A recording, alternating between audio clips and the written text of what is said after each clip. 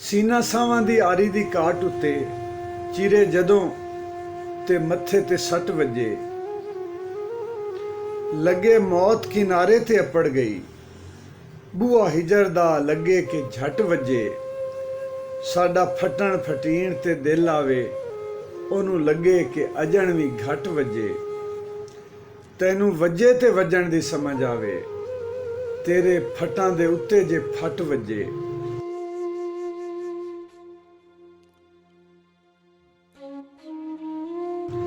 ਹੀਰ ਆਖਿਆ ਜੋਗੀਆ ਬੋਲ ਖਾਵੇ, ਕਿੰਨੀਆਂ ਕੁਝ ਮੁਹੱਬਤਾਂ ਵੀ ਸੱਚੀਆਂ ਨੀ।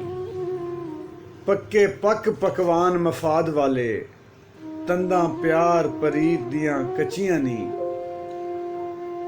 ਟੁਰ ਗਏ ਨੇ ਵਕਤ ਵਫਾਵਾਂ ਦੇ, ਖਾਲੀ ਚੁਮੀਆਂ ਤੇ ਚਟੀਆਂ ਹੀ ਮੱਚੀਆਂ ਨੀ। ਕਿਸੇ ਇਸ਼ਕ ਦੀ ਐਨ ਵੀ ਸਮਝ ਨਹੀਂ, ਨਿਰੀਆਂ ਗੱਲਾਂ ਤੇ ਬਾਤਾਂ ਹੀ ਬਚੀਆਂ ਨੀ।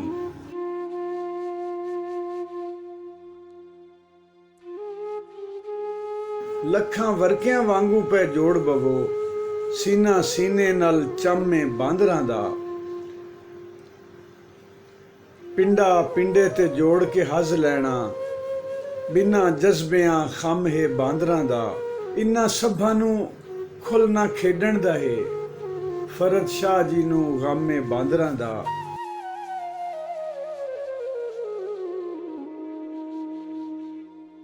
ਐਸੇ ਸ਼ੋਧੇ ਜ਼ਮਾਨੇ 'ਚ ਸ਼ੇਰ ਲਿਖੇ, ਜਿੱਥੇ ਹਰਫ ਦੇ ਜ਼ਰਫ ਦੀ ਫਹਿਮ ਨਹੀਂ।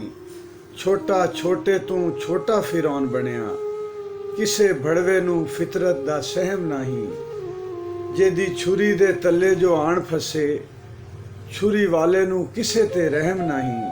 ਫਰਦ ਸ਼ਾਹ ਨੂੰ ਚਾਨਣ ਏ ਸਾਰਿਆਂ ਦਾ, ਕੋਈ ਸ਼ੱਕ ਗੁਮਾਨ ਤੇ ਵਹਿਮ ਨਹੀਂ।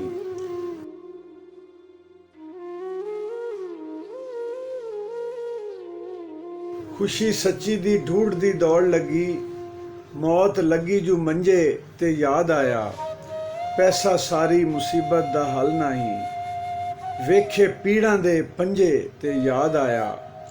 ਕਦੀ ਵਾਲ ਲਗਵਾਣ 'ਚ ਹਰਜ ਕੋਈ ਨਾ, ਵੇਖੇ ਅਕਲਾਂ ਦੇ ਗੰਜੇ ਤੇ ਯਾਦ ਆਇਆ।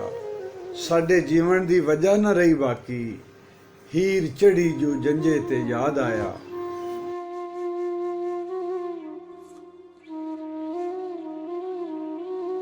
ਫਰਦ ਸ਼ਾਹ ਐਸੀ ਦੁਨੀਆ ਤੇ ਤਾਨ ਪਵੇ, ਜਿੱਥੇ ਅਮਨ ਦੀ ਆੜ 'ਚ ਜੰਗ ਹੋਵੇ। ਜਿੱਥੇ ਕਤਲ ਕਤਾਲ ਤੇ ਫਖਰ ਹੋਵੇ, ਉਤੋਂ ਫਖਰ ਤੇ ਖੂਨ ਦਾ ਰੰਗ ਹੋਵੇ। ਉਤੋਂ ਖੈਰ ਦੇ ਕੰਮ ਦਾ ਦਾਵਾ ਕਰਨ, ਪਿੱਛੇ ਖੈਰ ਦੇ ਸਾਜ਼ਿਸ਼ ਦਾ ਡੰਗ ਹੋਵੇ। ਫਰਦ ਸ਼ਾਹ ਅਸੀਂ ਪੱਕਾ ਹੈ ਰੁਲ ਮਰਨਾ, ਭਾਵੇਂ ਲਾਹੌਰ ਹੋਵੇ ਭਾਵੇਂ ਜੰਗ ਹੋਵੇ।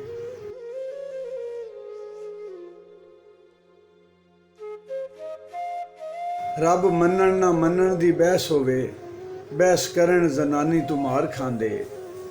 ਰੱਬ ਹੋਣ ਨਾ ਹੋਣ ਦੀ ਬਹਿਸ ਹੋਵੇ, ਬਹਿਸ ਕਰਨ ਪੈ ਜੂਏ 'ਚ ਹਾਰ ਜਾਂਦੇ।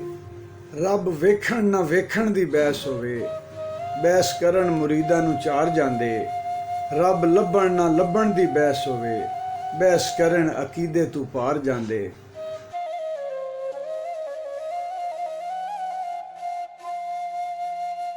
ਹੀਰ ਪੁੱਛਿਆ ਜੋਗੀਆ ਸੱਚ ਦੱਸੀ, ਅਸੀਂ ਆਪ ਹੀ ਹਾਂ ਕੋਈ ਹੋਰ ਤਾਂ ਨਹੀਂ। ਜਿਹੜਾ ਆਨੇ ਬਹਾਨੇ ਪੈ ਲੜਨ ਲੱਗੇ, ਕਿਸੇ ਹੋਰ ਦੇ ਹੱਥ ਵਿੱਚ ਡੋਰ ਤਾਂ ਨਹੀਂ।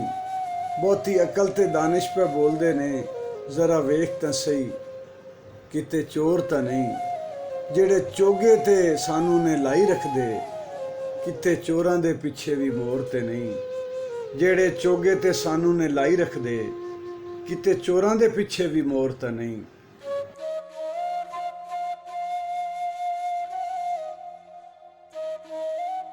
ਕਦੀ ਅਕਲ ਵੀ ਇਲਮ ਦਾ ਬਾਇਸ ਹੋਈ, ਐਨ ਇਲਮ ਅਕੀਲ ਤੋਂ ਦੂਰ ਹੁੰਦਾ। ਆਓ ਵੇਖੋ ਅਦਾਲਤਾਂ ਸ਼ਾਲਤਾਂ ਵਿੱਚ ਕਿਵੇਂ ਅਦਲ ਅਦੀਲ ਤੋਂ ਦੂਰ ਹੁੰਦਾ। ਪਾ ਪੜੇ ਤੇ ਆਕੜ ਕੇ ਬੋਲੇ ਜਿਹੜਾ, ਐਸਾ ਆਲਿਮ ਵੀ ਬੜਾ ਰਜ਼ੀਲ ਹੁੰਦਾ। ਜਿਹੜਾ ਅਮਲ ਦੇ ਨਾਲ ਇਹ ਸਾਬਿਤ ਕਰਦਾ, ਉਹ ਕਾਮਿਲ ਤੇ ਅਸਲ ਅਸੀਲ ਹੁੰਦਾ।